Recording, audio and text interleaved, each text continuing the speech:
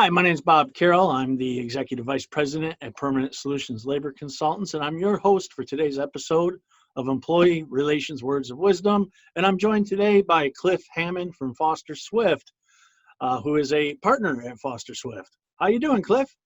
Good, Bob. How about yourself? I'm doing great. Good.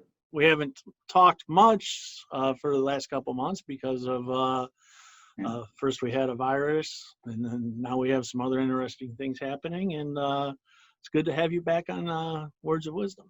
Yeah, it's good to get some outlets, some interactions with humans. It's always nice, right? I've been cooped up here for a couple months. So anyways, I wanted to have you on the show, and I wanted to leave it open to you topic-wise. What's going on? What do you think is worth talking about today? Well, obviously, everybody's talked about COVID, and I think we've talked a lot about it. And there's a ton of things that are going on out there for a lot of businesses, a lot of employers, that it's still a little bit uneasy. But I think we've talked a lot about that. And one of the things you can segue is what society segue to and how it impacts your employment setting, which is we're going into these protests. We got a massive, shift. I think you went from everybody being isolated to the streets being filled. And how do you deal with it, as an employer? What are some things I should worry about? A lot of people think it's no big deal, it won't affect the workplace, and I think you're wrong. And I think that's the number one thing that we have to look at here is that, life isn't in a bubble, and, it brings itself into the workplace, even if you don't want it there.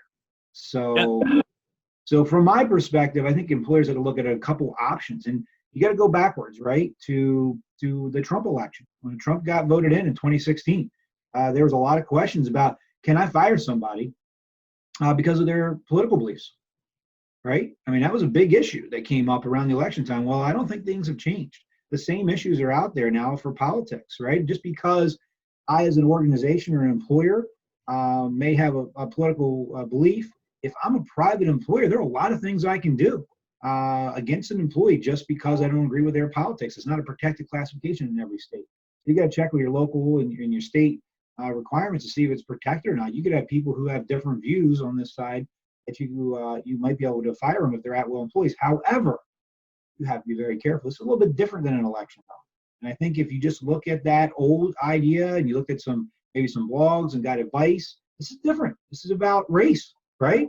And race is a protected classification. So I think that we have to be very careful if people start saying, I'm letting you go because you were at one of these protests. Well, is it because they're standing up for discrimination or against discrimination?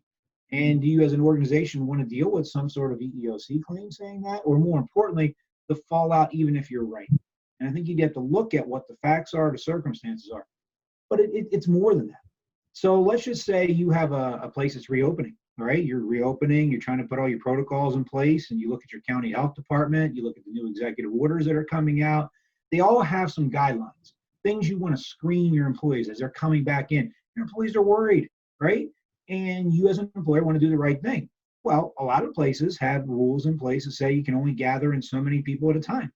Well, that's what transitioned from we're done with having anybody get together ever again. We're never going to have stadiums full. We're never going to have little league games with parents in the stands, to hundreds of people on the street, thousands of people in the street, side by side, no mask on, some with mask on. Now that person's going to come into your workplace, and you've got an executive order that says you can't be in a group of 100 or more. Well, do you have to exclude that person? Is that person allowed to come in? Is that now going to pose what you would call a direct threat under the Americans with Disability Act, where you might be able to exclude that person? Or do you have a duty to exclude that person from your workplace if you have knowledge? But then it shifts back to the other side. Are you monitoring your employees? Are you watching what their political activities are, what their discrimination activities are? From an employment standpoint, we always look at, do you really want to look at people's web pages and Facebook pages before you hire them? Because if they're out at a rally for civil rights and you don't hire them, well, they may have a claim for failure to hire.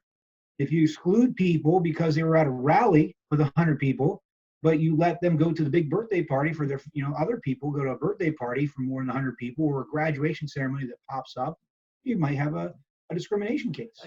I just really, like I said before, I see a ray of hope in the world of darkness we're in right now. And I know it's not going to be instant. And I hope this isn't a flash in the pan moment.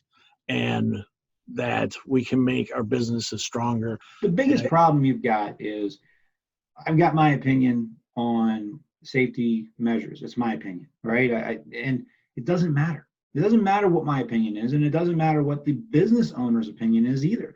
From a business standpoint, you have to understand this is about making workplaces safe and conducive for efficiency. If you simply do not care because you say, I don't care, you're going to get hit with a complaint from OSHA or MyOSHA or whatever state organizations you have. If you don't care about it, you're going to get sick employees and not going to come to work, and you're going to have problems. Now, fast forward to the whole issue that we've got now with the protests and the relations that we have.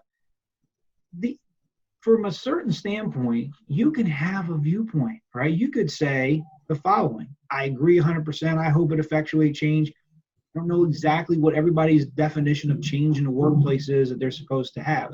It's up to that individual, may have a different view. But if a business owner says, I don't care, I already do all this stuff, I comply with the law, and they go out and they say that, and they make these statements, it's my business, and I'm telling you this is ridiculous. Okay, you just said your viewpoint, you just said your say. Now, when you do get hit with a lawsuit for race, retaliation, or something for something else, wait until that has been replayed, because you will be videotaped, you will be recorded, it'll be all over the internet and be used against you. To say, I don't care. So be careful. You better care. You better care, because even if you don't about this, even if you don't agree about the protest, even if you don't agree, it has nothing to do with you because you're already safe. How you say it, what you say can and will be used against you, and maybe not in this context, but in a later context. So I just think people need to be careful before they speak. Think before you speak. Be educated. That's the key. Be educated and think about the long-term effects of what you say. I like that. Think before you speak, be educated. I think that's the title for this podcast. Great job, Cliff. You just gave it to me. Cliff, I want to thank you for being on again. Yep. Thank you. It's always a pleasure. Always a pleasure to have you. We'll wrap this up. So, Cliff, once again, thank you. And I will see everybody next time on Employee Relations Words of Wisdom.